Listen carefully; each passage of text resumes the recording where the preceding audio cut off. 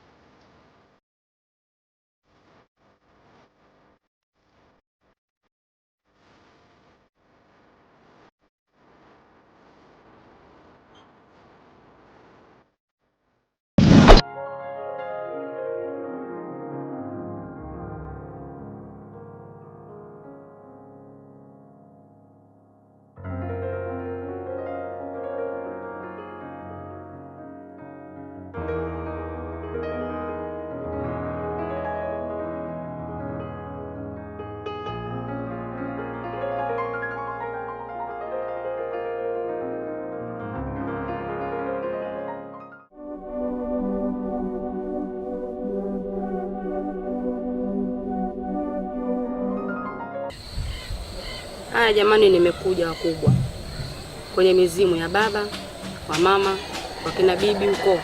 Naomba mnisikilize, nimekuja mimi leo mjukuu wenu, mwanenu, mtoto wenu. Kitu kikubwa kilichonileta hapa, naomba mizimu mnisimamie. Kila ninalotaka kulifanya lisimame mbele yenu nyinyi mizimu. wote jamani, nimekuja leo.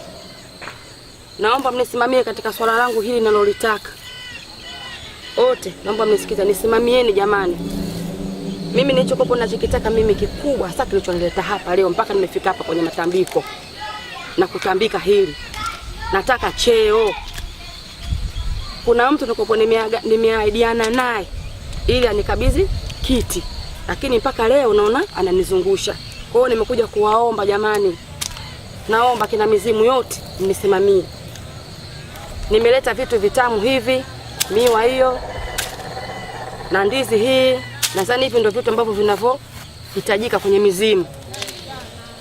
Hiki cheo mimi nisicho ni kama sijakipata, basi na ukubwa sina.